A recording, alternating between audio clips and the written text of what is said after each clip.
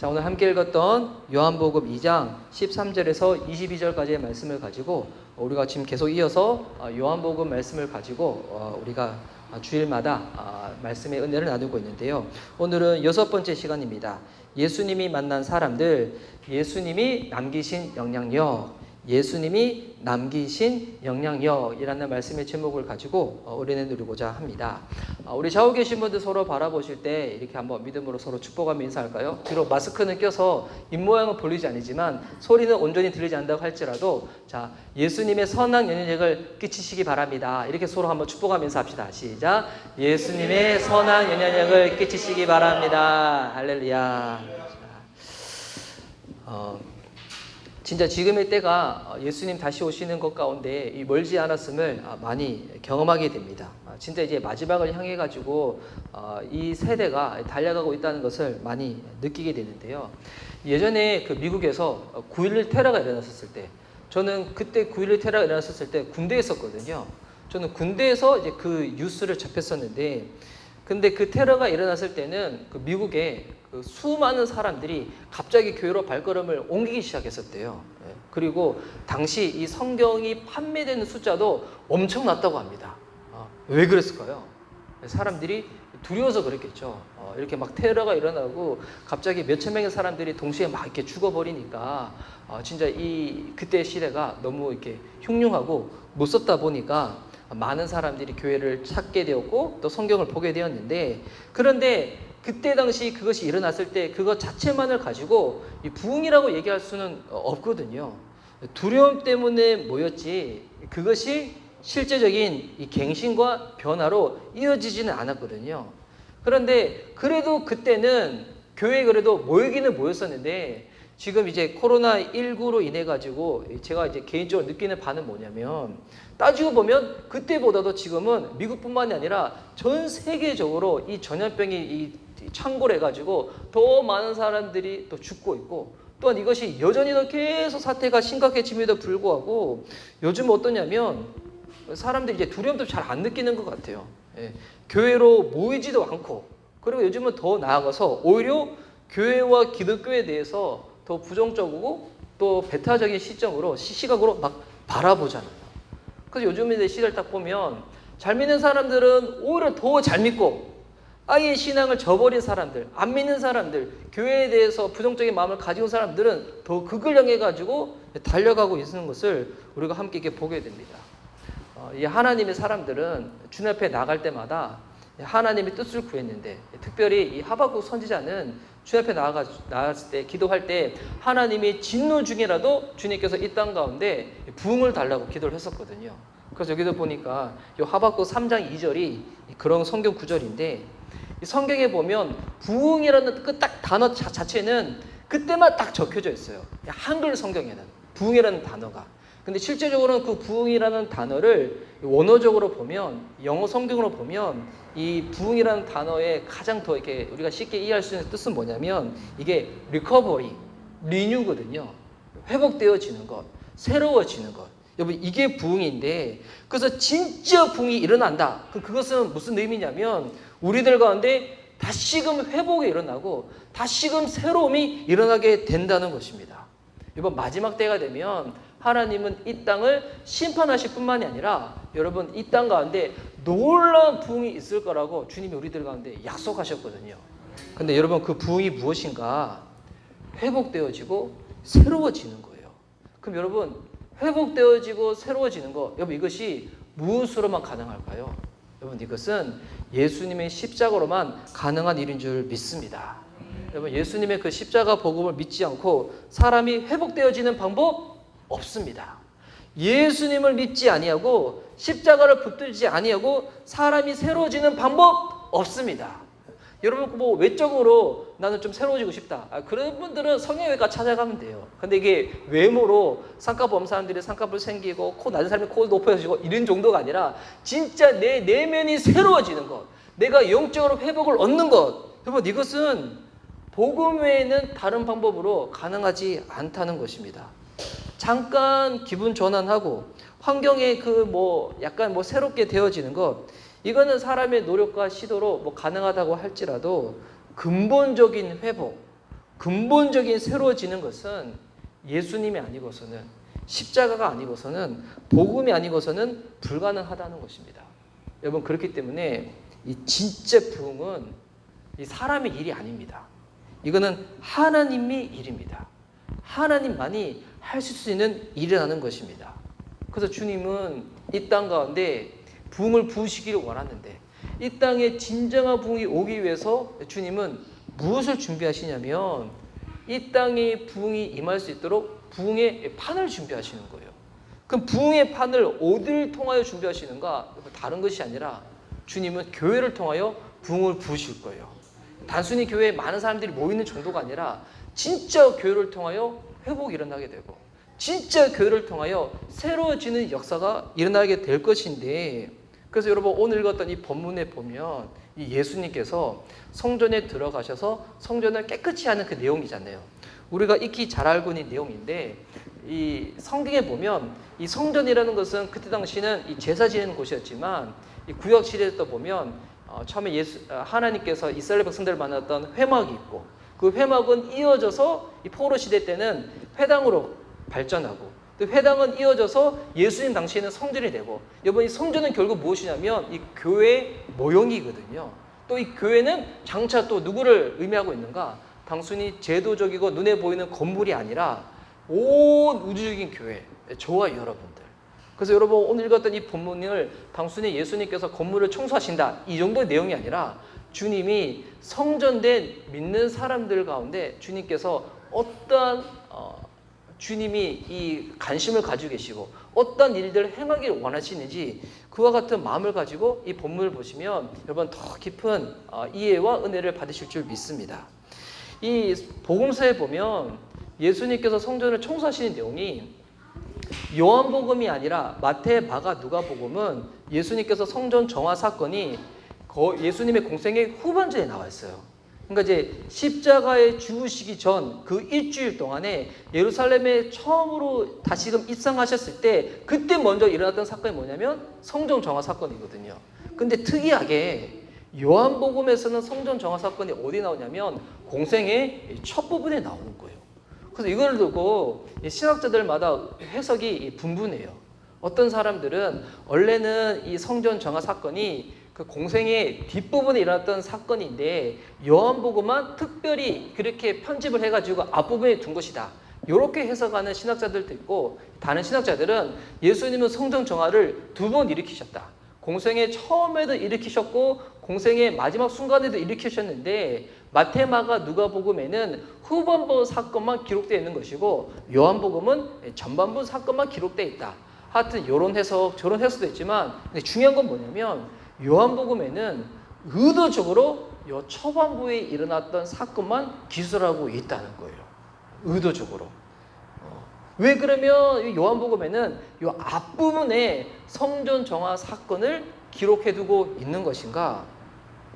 여러분 우리 지난주에 살펴봤던 본문에 보면 성전 정화 사건 전에 예수님께서 가나에 있는 혼인잔치에 가가지고 거기서 이제 물을 바꿔가지고, 원래 그냥 물이 아니라 더 정확한 표현을 하면 근데 꾸중물이거든요. 정결 예식 때 쓰여졌던 물이었기 때문에 그 꾸중물을 바꿔가지고 포도주를 만드셨잖아요.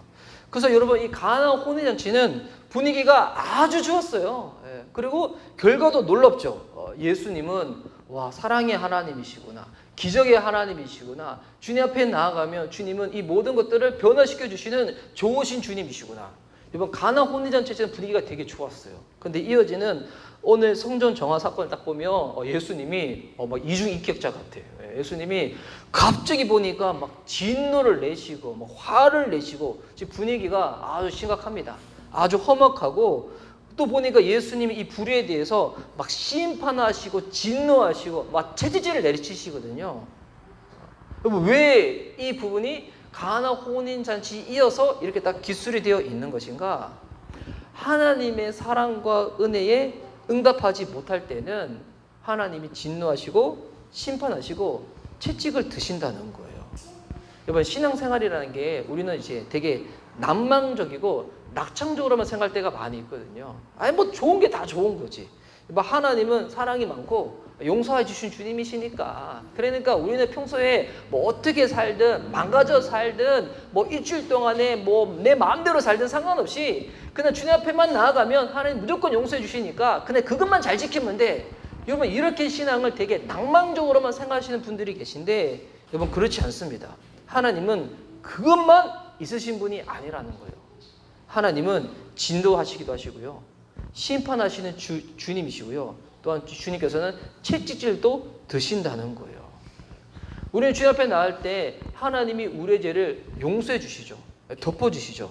여러분 이걸 위하여 주님이 뭘 하신 거예요? 주님이 죄값을 치러 주신 거예요. 여러분 구원을 우리는 진짜 값없는 은혜 가운데 받지만 우리가 값없이 받는다 해가지고 구원 그 자체가 싸구려라는 말을 의미하는 건 아니잖아요. 예수님이 우리를 용서하시기 위하여 주님은 어떻게 하셨는가? 대가를 치르셨다는 거예요. 그리고 난 다음에 우리가 제공받는 것이 뭐냐면 하나님의 용서를 제공받는 거거든요. 여러분 그래서 이 사랑은 그냥 사랑이 아니라 사랑이 되기 위해서 무엇이 치러졌는가? 그 안에는 여러분 희생이 있고요. 대가 지불이 있고요. 고통이 따라옵니다. 쉽게 얘기해서 오늘도 저희가 이렇게 예배 드리고 난 다음에 저희가 함께 교제를 하고 또 식사를 하잖아요. 여러분 이 식사가 그냥 뚝딱 생긴 게 아니죠. 보이지 않는 누군가의 희생과 대가 지불이 있었기 때문에 저랑 함께 사시는 그분이 새벽에 일찍 일어나는 그 대가 지불이 있었기 때문에 우리가 맛있는 음식을 먹는 것처럼 여러분 부모가 자녀를 사랑하는 것도 마찬가지입니다. 부모가 자녀 사랑한다 해가지고 저희 세 자녀가 있는데 아빠가 니들 사랑하는 거 알지? 하고 난 다음에 그 다음부터 얘네들이 성장하는 가운데 그 어떤 것도 제공을 안 해준다. 그게 진짜 사랑일까요? 니네들이 알아서 밥 해 먹어, 알아서 옷 입고, 알아서 학교 다녀. 이건 아니죠. 부모가 자녀를 사랑할 때도 그 사랑에는 희생이 있고요, 대가 지불이 있고요, 그에 따른 고통이 있다는 거예요. 여러분 부흥이 무엇인가? 부흥이 단순히 교회에 사람들 많이 모이는 행사, 이벤트 아닌 거 여러분 이미 아실 겁니다. 여러분 부흥은 죄가 깨어지는 역사가 있어요. 죄를 깨트려 버린다는 거예요. 진짜 부흥이 온다. 불의가 사라집니다. 진짜 부흥이 온다.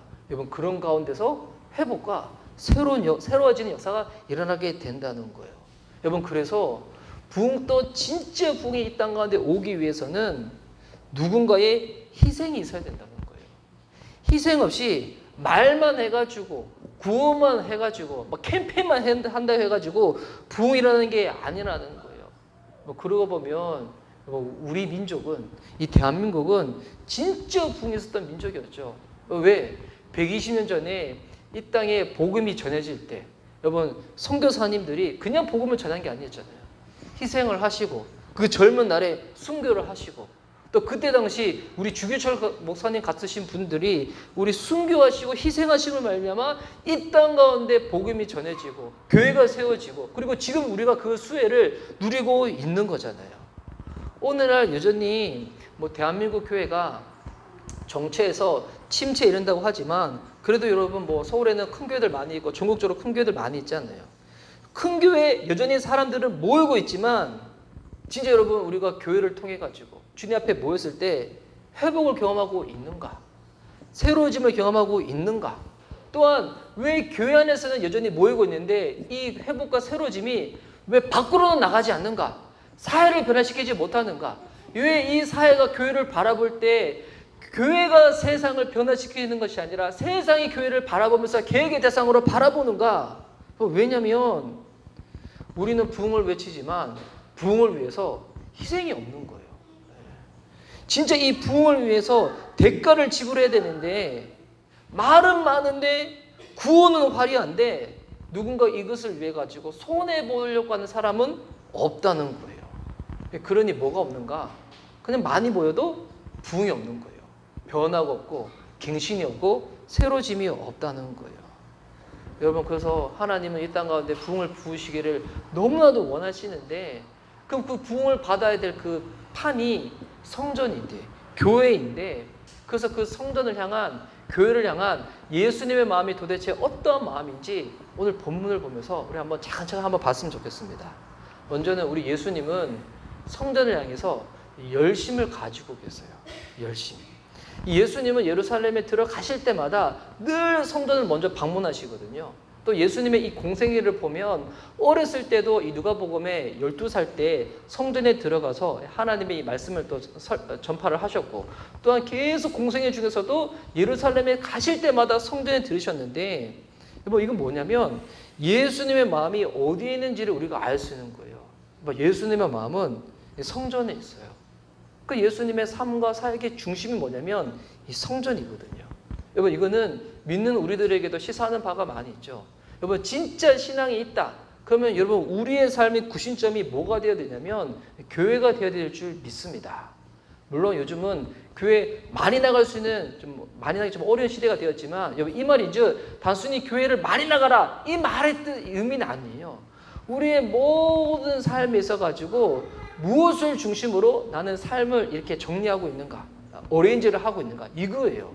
단 일주일에 한 번만 교회에 나가서 예배를 드린다고 할지라도 그것을 중심으로 해가지고 삶의 모양을 만드는 사람과 그렇지 못하는 사람은 여러분 그것을 통해서 하나님을 경험하는 바가 완전히 달라지게 되는 거거든요.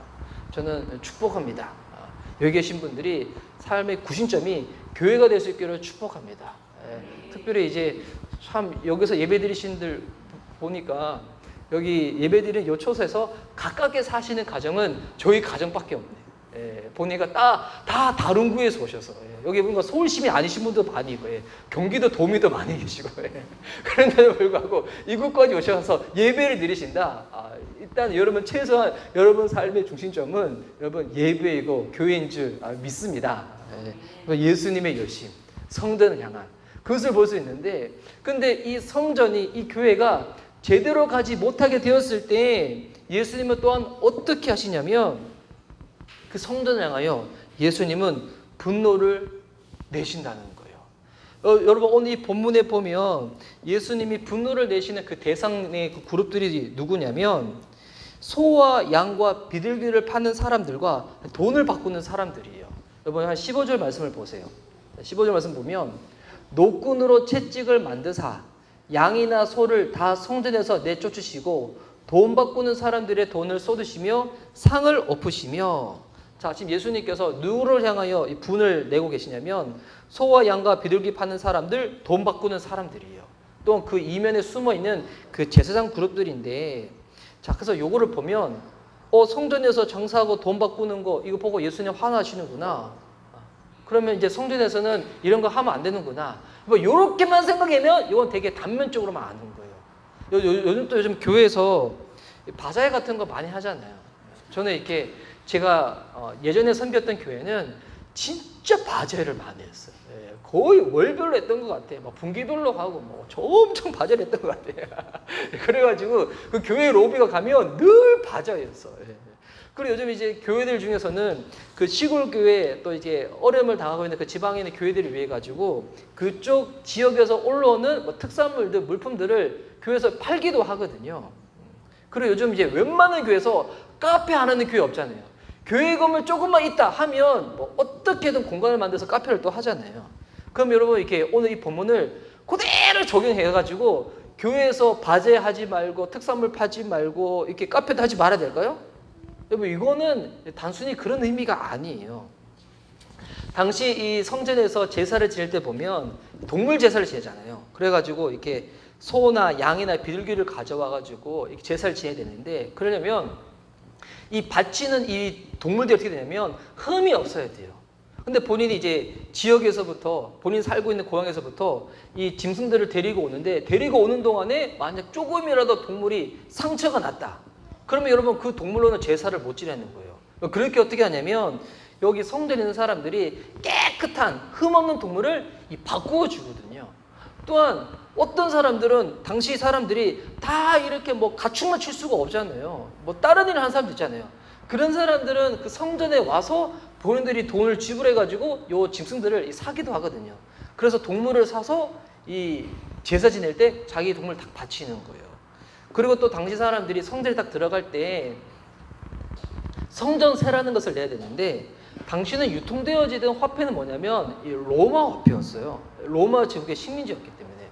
그런데 성전세는 로마 화폐를 안 받았거든요. 당시 이제 이스라엘 지역에서만 사용했던 이 세겔이 있었어요. 그러니까 본인이 평소에 로마 화폐밖에 없어. 그럼 거기 가서 되냐면 로마 화폐랑 이 성전세를 낼 수 있는 세겔이랑 바꿔야 되는 거예요. 그래서 여기 보면 돈 바꾸는 사람, 또 소, 양, 비둘기 파는 사람들은 그 일 자체는 나쁜 건 아니에요. 필요한 거죠. 그런데 문제는 뭐냐면 돈을 바꾸고 짐승을 파는데 터무니도 없는 이득을 취했다는 거예요. 정상적이고 상식적인 수준이 아니라 엄청난 수준의 폭리를 취했다는 거예요. 완전히 바가지 씌운 거죠.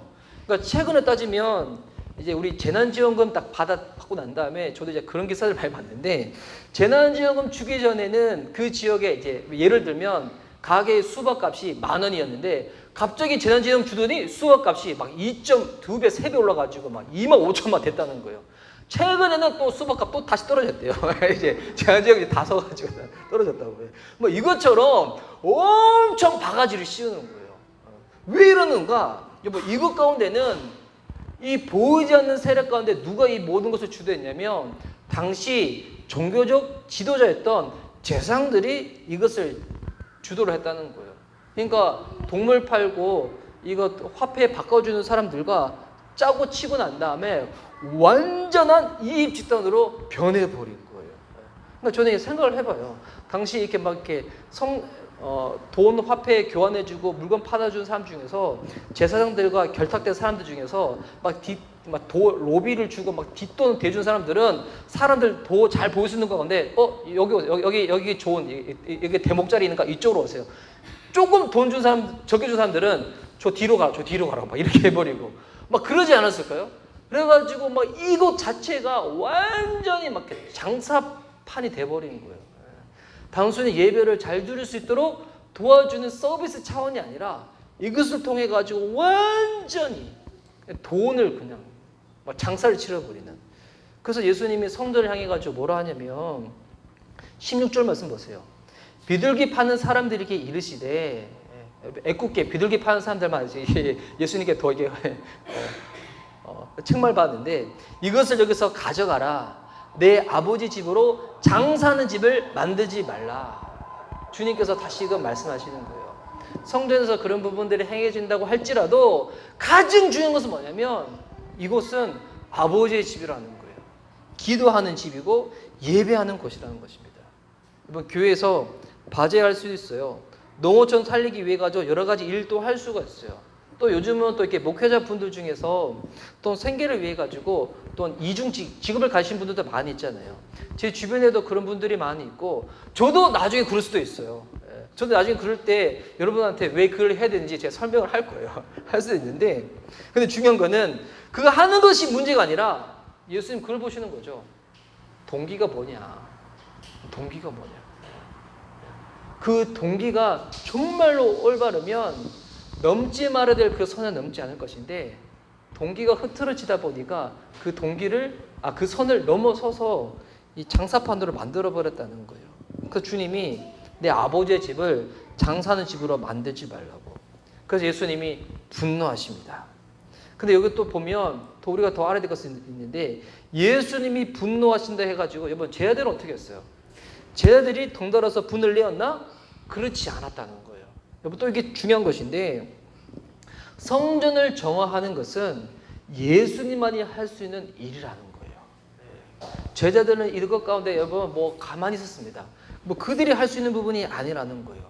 또한 예수님은 성전을 정화하실 때 여러분 이 본문을 자세히 읽어보면 예수님은 채찍을 만들어서 막 이렇게 액션을 취하셨지만 사람을 다치게 하거나 또한 물건 파는 이게 동물 파는 사람들의 그 동물들 가운데 손해를 입히지는 않으셨어요. 그러니까 지금 우리가 하는 행동하고는 많이 다르죠. 우리는 지금 무언가 뭐 이렇게 투쟁을 한다고 하면 자꾸 사람들을 힘들게 만들어, 괴롭게 만들고 그 사람들의 이 물질 가운데 손해를 보게 만들잖아요. 뭐 이렇게 노동자들이 데모할 수도 있어요. 그런데 그걸 해가지고 자꾸 사람들을 피해를 주거나 물질적인 손해를 주면 안 된다는 거예요. 근데 예수님은 이 보면 사람도 다치게 하지 않았고 또 물건 파는 사람들 중에서 제가 보니까 왜 비둘기 파는 사람들한테만 직접적으로 이 얘기를 하는지 저는 그게 이해가 돼요. 그래서 생각해 보세요. 이게 양이나 소나 이런 것들이 있어. 이런 것들은 막 갇혀진 우리가 있는데 예수님께서 우리를 확 이렇게 망가뜨려 버렸어. 이것들은 도망가더라도 가서 잡아오면 되잖아요. 뭐 멀리 가봤자 얼마나 멀리 가겠어. 근데 여러분 비둘기 파는 게 있는데 비둘기 파는 것을 막 부스러서 비둘기 하나로 날아가 버렸어. 이거 어떻게 잡아와요? 잡아올 수 방법 없잖아요. 그래서 예수님이 비둘기 파는 사람들한테만 이거 가지고 집으로 가라고. 예수님은 이렇게 무언가를 향해 가지고 책망을 하시더라도 그 사람들의 마음 가운데 상처가 생길 정도로 그렇게 하지는 않으신다는 거예요. 그럼 중요한 거, 예수님 이렇게 열심도 내시고 분노도 내신다. 근데 중요한 거는 열심과 분노를 내시는 것 이 자체가 예수님의 목적이 아니라는 거예요. 이것을 통하여 예수님은 남기시고자 하셨던 메시지가 있다는 거예요. 예수님의 그 행동과 그 중심에 남기시고자 했던 메시지. 이게 뭐냐면 영향력이거든요. 예수님은 무언가 삶을 통하여 액션을 통하여 그 액션 자체가 목적이 아니라 그것을 통하여 꼭 남기시고자 했던 하나님 아버지의 뜻, 주님의 메시지가 있다는 거예요. 요즘 그리스도인들이 선한 영향력을 드러내야 된다는 그 같은 이야기를 많이 듣고 있습니다. 근데 여러분, 그럼 영향력이 도대체 뭘까요? 영향력. 이거를 잘 모르다 보니까 사람들은 자꾸 많이 가지고 높은 데 올라가면 영향력이 생긴다고 생각해요. 그러면 많이 가졌다, 높은 자리에 올라갔다, 사람들로부터 이렇게 주목을 받았다. 그리고 난 다음에 뭘 해야 될까요? 여러분, 영향력을 남긴다는 것은 뭐냐면 나를 통해 가지고 하나님의 메시지를 남기는 거예요. 여러분, 이게 진짜 영향력이거든요. 또한 진짜 영향력은 이게 또 중요한데 사람들의 시기와 질투를 자극하지 않습니다. 만약 많은 사람들이 돈을 많이 벌었어요. 높은 자리에 올라갔어요. 그러면 많은 사람들이 그걸 보면서 뭐 막 시기하고 질투하고 뭐 부모님 잘 만나서 그런 거지. 뭐 환경이 좋아서 그런 거지. 그러면서 막 시기하고 질투하는데 여러분 진짜 영향은 뭐냐면 사람들의 마음으로부터 승복을 이끌어내요. 그 사람의 환경과 이런 걸 보는 게 아니라 진짜 그 사람을 바라보면서 무언가 리스펙하게 되는 거죠. 진짜 존경하게 되면서 그 다음부터 뭐까지 다가가게 되냐면 그와 같은 분들의 삶을 통하여 하나님의 아버지의 뜻과 메시지까지도 나가게 된다는 거예요. 여러분, 그래서 예수님이 이와 같은 열심과 분노를 내시고 난 다음에 제자들의 반응을 보십시오. 17절 말씀에 나왔는데요. 자, 한번 읽어드릴게요. 제자들이 성경 말씀에 주의 전을 사모하는 열심이 나를 삼키리라 한 것을 기억하더라. 여러분, 제자들은 예수님의 그 환희의 모습을 보고 난 다음에 말씀과 이어서 생각을 했다는 거예요. 와, 주의 전을 사모하는 열심이 나를 삼키리라. 이건 구약 성경에 있는 이 성경 구절이거든요. 근데 18절에 보면 유대인들은 이와 같은 반응을 보입니다. 18절에 이에 유대인들이 대답하여 예수께 말하기를 내가 이런 일을 행하니 무슨 표적을 우리에게 보이겠느냐. 그러니까 여러분, 유대인들은 예수님의 그 행동을 보면서 전혀 이해하지 못했다는 거예요. 여기서 또 우리가 알 수 있는 게 있어요. 영적인 영향력은 하나님의 사람들은 이해하고 받아들이는데 세상 사람들은 모른다는 거예요. 하나님이 세상을 운영하실 때에도 세상 사람들은 그 안에 담겨져 있는 하나님의 메시지에 대해서 캐치할 수도 없고 관심도 없고 이해할 수도 없잖아요. 근데 여러분, 믿음의 사람들은 다릅니다. 이 세대가 태평하든지 이 세대가 안 좋든지 그 안에 담겨져 있는 하나님 아버지의 메시지가 무엇인지 그것 가운데 집중을 하게 된다는 거예요. 여러분, 이거 코로나19만 봐도 그래요. 세상 사람들은 코로나19 보면서 지금 뭐 가운데만 관심이 있냐면 빨리 백신 만들어서 이거 빨리 사라졌으면 좋겠다. 그리고 과거로 빨리 돌아갔으면 좋겠다. 이것 가운데만 관심이 있지만 여러분, 영적인 사람들은 무엇에 관심이 있냐면 이것 안에 담겨져 있는 하나님의 뜻이 무엇인지 그것 가운데 관심을 기울이게 되어 있거든요. 그래서 여러분이 코로나19를 보면서 미국에 존 파이퍼 목사님이라고 대표적인 복음주의 목사님이 계신데 그 목사님은 뭐라고 이렇게 해석을 하시냐면 이건 하나님의 심판이라고. 그리고 이제 톰 라이트라고 지금 이 시대에 정말 유명한 신학자가 있어요. 근데 톰 라이트는 뭐라고 이렇게 해석을 하냐면, 이거 아직 하나님의 심판이라고 해석하기에는 너무 빠르다. 이거는 빨리 우리가 애통하라는 이 하나님의 사인이라고 생각한다. 그러니까 이제 각자 해석하는 것은 다르지만, 근데 이걸 보면서 우리가 알 수 있는 게 있죠. 하나님의 사람들은 이와 같은 세대를 바라볼 때마다, 아, 나 빨리 이거 피했으면 좋겠다. 빨리 편해졌으면 좋겠다. 이것만 그냥 관심을 기르는 게 아니라, 이 안에 담겨져 있는 하나님의 메시지가 무엇인가? 우리가 어떻게 주님 앞에 나아가기를 원하는가? 이것 가운데 우리의 마음이 들어지게 되어 있다는 것입니다.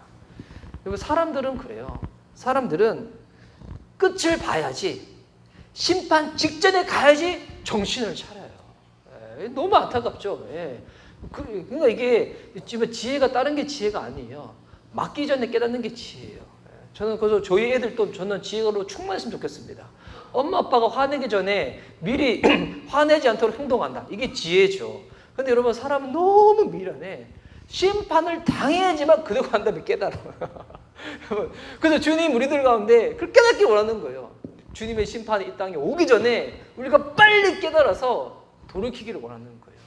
주의 뜻이 무엇인지 그것을 분별하여 순종하기를 원한다는 거예요. 제자들은 당시 예수님의 그 열심, 예수님의 그 분노에 대해서 온전히 다 이해하지는 못했어요. 왜냐하면 이 말씀에도 보면 21절과 22절의 말씀 보면, 그러나 예수는 성전된 자기 육체를 가리켜 말씀하신 것이라 죽은 자 가운데서 살아나신 후에야 제자들이 이 말씀하신 것을 기억하고 성경과 예수께서 하신 말씀을 믿었더라. 제자들도 그때 당시 온전히 예수님의 메시지에서 다 이해하지는 못했지만, 그래서 제자들이 잘한 것은 뭐냐면 그렇게 이해하려고 다가서려고 노력은 했다는 것입니다. 여러분, 지금 우리가 이해하지 못한다고 해서 우리는 그냥 있어서 되는 것이 아니라, 하나님께서 이 세대 가운데 허락하신 이 상을 보면서 주님의 뜻도 이해해야 되는 것이고, 더불어서 저와 여러분의 삶을 통해서도 그 메시지가 흘러갈 수 있도록 우리는 그렇게 살아내야 한다는 것입니다. 우리의 삶을 통해 가지고, 행동을 통해 가지고 예수님을 드러내고, 또한 우리가 먹고 사는 것들, 물질을 통해서도 영적인 영역을 드러낼 수 있다면, 그걸 통해 가지고 하나님은 우리의 삶을 정말 칭찬해 주신다는 것입니다. 이 세대를 보면 돈 자체를 되게 제약시 여기는 또 그런 부분들이 있잖아요. 금욕주의를, 그러니까 예수님 믿는 것은 우리가 경건해야 되는데, 경건을 또 잘못 해석하다 보면 되게 금욕주의로 갈 수가 있어요. 금욕주의로 가다 보면 금욕주의가 단순히 안 먹고 안 입고 이 정도가 아니라 돈 그 자체를 되게 또 제약시 여길 수도 있거든요. 여러분, 성경에다 보면 돈을 사랑하는 것이 일망한의 뿌리지, 돈 그 자체를 제약으로 여기지는 않습니다. 돈이 어떤 거예요? 우리가 다스려야 될 영역 중에서 하나일 뿐이지, 여러분 돈 자체는 흐르고 흘러요. 믿는 사람들이 돈을 어떻게 관리하고 이것을 어떻게 사용해야 되는지, 그것을 우리가 제대로 안 하면 나중에 돈은 다 누구한테 가냐면 악한 자들의 손길 가운데 돈이 모이게 돼 있어요. 그럼 어떻게 쓰일까요? 악하게 쓰이는 거겠죠. 그래서 여러분, 돈 어떻게 써야 되는가? 저도 이게 이번 주 중에 좀 큰 기업을 하는 분을 만나고 난 다음에 그분이 저한테 그 얘기를 하는 거예요.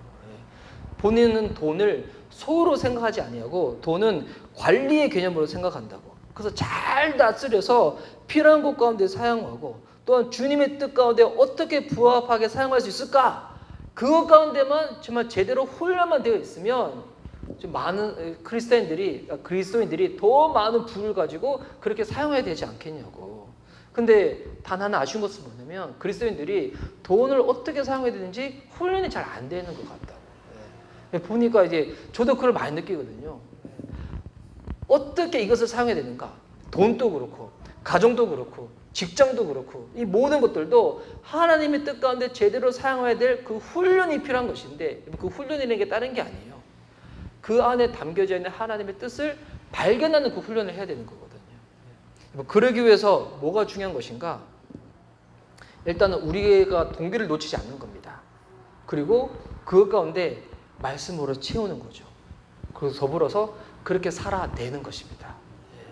나의 동기를 놓치지 않고 말씀으로 채우고 그렇게 살아내는 거. 한국 교회에 부흥이 오고 다시금 우리나라에 부흥이 저는 올 거라고 믿습니다. 그러기 위해서 우리가 뭘 해야 되는가? 일단은 하나님께서 주시는 이 동기를 놓치지 않는 것입니다. 그리고 말씀으로 다시금 채우는 거예요. 말씀을 채우는 것은 여러분 우리 안에는 욕심이 여러분 그 어떤 것도 틈타지 아니하도록 예수님으로 가득 채우는 거예요. 그래서 누군가 우리 찌를 거예요. 믿는 사람들을 막 찌르고 공격하고 막 박해할 때 그때 여러분 사도행전 이전에 베드로처럼 뭐 화내는 것이 아니라 말씀으로 탁 설명해 버리는 거죠.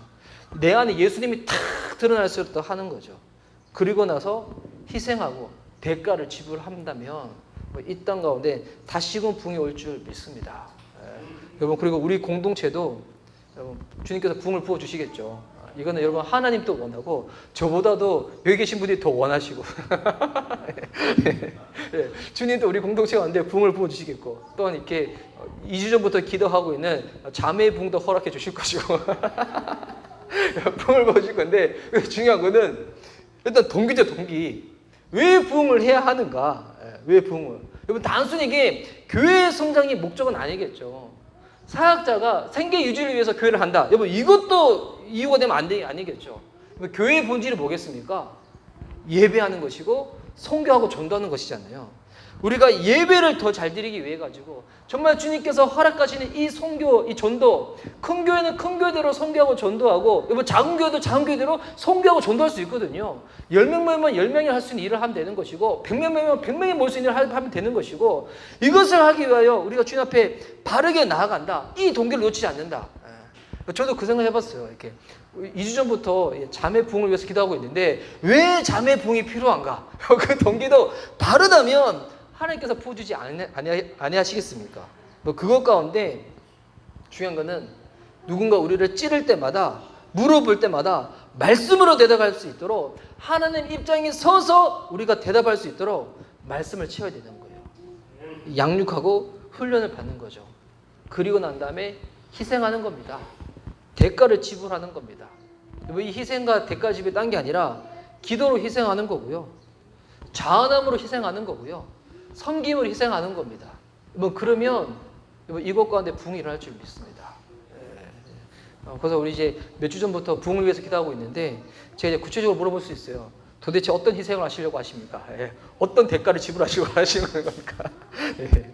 그래서 지금 우리 이 공동체는 지금 주일날 모여서 예배를 드리고 있고 또 새벽에는 저랑 하나님이랑 카메라랑 이렇게 또 예배를 드리고 있는데 제가 이제 예배 드리고 난 다음에 제가 실시간에 제가 끄잖아요. 그럼 실시간 끌 때 제가 봐요. 몇 명이 직접 그 실시간 예배 드렸는가 보면 이렇게 조회수가 빵일 때가 많이 있어요. 저는 여러분 그래도 결코 제 마음에 낙담하지 않습니다. 왜냐? 주님이 함께 예배 드리고 계시거든요. 주님이 좋아요를 꾹 눌러주고 계시기 때문에. 근데 제가 그 생각을 해봤어요. 우리가 드려지고 있는 이 주일 예배와 지금 새벽 경건 예배 외에 새날 경건 예배 외에 또 다른 모임이 필요하다면 제가 이제 마음을 받았어요. 기도의 대가를 지불하기 위해 가지고 말씀으로 채우기 위해서 무언가 섬기기 위해서 그것을 위해서 우리가 또 다른 모임을 갈 수도 있겠구나. 그리고 이제 만약에 이제 이 여름 시즌 지난 다음에 이제 우리가 뭐 다른 모임으로 모이면 요 세 가지를 부합하기 위해서 기도로 대가를 치르든지 뭐 기도를 하든지 말씀으로 채우기 위해서 양육이나 훈련을 받든지 아니면 섬기기 위해서 뭐 청소를 하든지 데코를 하든지 뭘 하든지 뭐 그걸 위해서 또 다른 모임을 가지면 되겠구나. 뭐 하나님의 이 집이라는 개념은 발전을 한다고 말씀드렸잖아요. 성막에서 그리고 회당으로 그리고 성전으로 이건 교회로 그리고 이 교회는 지금으로 따지면 뭐 지역적 교회, 제도적 교회가 있지만 더 나아가서 교회는 뭐냐면 우주적 교회거든요. 무슨 말이냐면 저와 여러분이 교회라는 거예요. 그래서 주님은 오늘 이 본문에도 그렇지만 교회에 대한 저와 여러분에게 관심이 무지 많습니다. 정말 많습니다. 어떤 사람들 신앙생활 할 때 저 홀로 있는 것 같아요. 외로운 것 같아요. 이런 분들이 계신데 여러분 그때 혹 교제권이 좀 좁아진다고 할지라도 여러분 이것을 잊지 마시기 바랍니다. 저와 여러분 가운데 여전히도 예수님은 깊은 관심을 가지고 계십니다. 그리고 우리가 잘못할 때 주님은 화를 내세요. 여러분, 이게 주님이 우리를 향한 이 사랑의 표현이라고 저는 생각합니다. 저희 집 말고 다른 집에 있는 애들이 막 실수를 했다. 여러분, 그러면 제가 뭐라고 하지 않죠. 근데 저희 애들이 실수하면 전 뭐라고 합니다. 왜? 저희 집 자식들이니까. 혼나야 될 게 있다면 주님 만날 때 혼나면 진짜 무서워요. 그 전에 여러분, 성전된 자로서 혼나야 될 것이 있다면 지금 혼나는 게 어떻게 보면 되게 감사한 일이에요. 그래서 방향을 제대로 잡고 주님이 원하신 뜻대로 나아가는 것입니다. 그리할 때 우리도 주님의 메시지를 분별하게 되는 것이고, 또한 저와 여러분의 삶을 통해서도 하나님이 드러내시고자 하는 그 메시지를 영향력을 통해 가지고 드러나게 된다는 것입니다. 여러분, 이 땅에 주님은 다시금 부흥을 보실 줄 믿습니다. 또 그 부흥은 교회를 통하여 이루어질 줄 믿습니다. 눈에 보이는 지도적 교회가 아니라 정말 하나님의 성전된 저와 여러분의 삶을 통하여 그 뜻이 드러나고 그 메시지가 드러나서 정말 부흥의 통로로 쓰임받을 수 있는 저와 여러분 됐으면 좋겠습니다. 자, 이 시간 우리 찬양하고 이후에 들은 말씀 부여잡고 우리 기도하는 시간 갖도록 하겠습니다.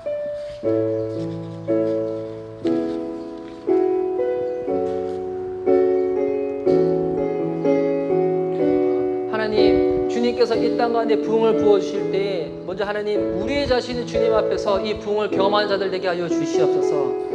더 많은 사람들이 부흥을 외치고 부흥을 소망하지만 진짜 그 부흥이 이루어져야 될 그 분명한 동기와 하나님, 또 우리 안에 하나님의 말씀으로만 가득 채워지고자 하는 것들, 또한 그것을 위하여 섬기고 희생하고 대가를 지불하는 그와 같은 자들이 일어나게 되어질 때 하나님의 부흥이 우리가 섬기는 교회와 공동체 가운데 다시금 일어날 줄 믿습니다. 우리 그 마음을 가지고 이 찬양으로 주님께 우리 고백하며 나가도록 하겠습니다. 이 땅의 황무함을 보소서. 이 땅의 황무함을 보소서. 하늘의 하나님, 긍휼을 베푸시는 주여, 우리의 죄악 용서하소서. 이 땅 고쳐주소서.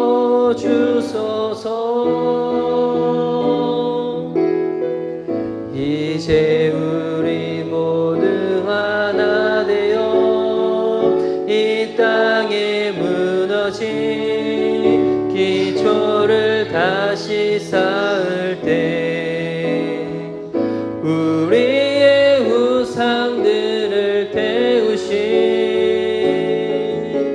성령의 불 임하소서. 부흥의 물길 타오르게 하소서. 진리의 말씀 이 땅 새롭게 하소서. 은혜의 강물 흐르게 하소서. 성령의 바람 이제 불어와. 오 주의 영광 가득한 새날 주소서.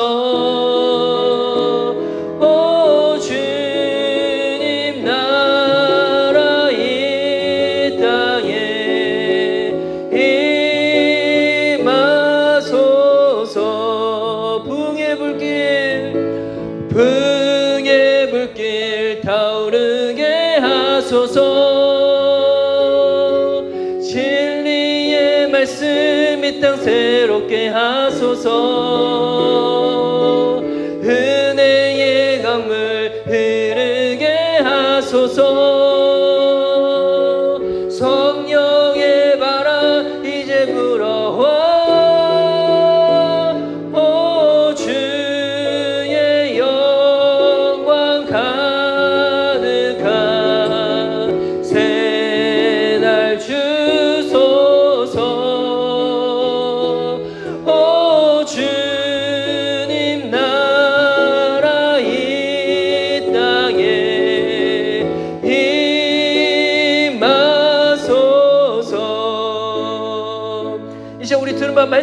마음 가운데 새기며 우리 한번 예수님 간절히 기도하며 나아갈 때 우리 먼저는 우리의 삶을 주님 앞에 다시금 내어놓으며 기도하며 나아갑시다. 하나님은 우리의 동기를 보십니다. 우리의 동기가 바르다면 그것 가운데 다른 어떤 거로도 유혹받지 아니하도록 예수님만 가득 찰 수 있도록 하나님 말씀을 우리가 삶이 가득 채워지기를 원하십니다. 그러한 다음에 주께서 우리에게 말씀하신 바대로 희생하고 섬기고 대가를 지불하며 나아갈 때 우리의 삶 가운데 주께서 먼저 하나님의 부흥, 회복과 새로워지는 역사하심으로 주께서 함께 하실 줄 믿습니다. 우리 그것을 소망하고 바라는 마음으로 먼저 예수님 외치며 내 삶을 주께 내어드리며 기도하며 주께 나가도록 하겠습니다. 예수님, 응의 불길 타오르게 하소서. 진리의 말씀 이 땅 새롭게 하소서. 은혜의 강물 흐르게 하소서. 성령의 바람 이제 불어와 오 주의 영광 가득한 새날 주소서. 오 주님 나라 이 땅에 임하소서. 오 주의 영광, 오 주의 영광 가득한 새날 주소서. 오 주님 나라 이 땅에 임하소서. 우리 조용히 기도하며 주님 앞에 나아가겠습니다. 하나님, 저희들보다도 더 간절한 마음으로 이 나라와 민족과 또 교회와 저희들 가운데 부흥을 원하시는 분이 우리 살아계신 주님이신 줄 믿습니다.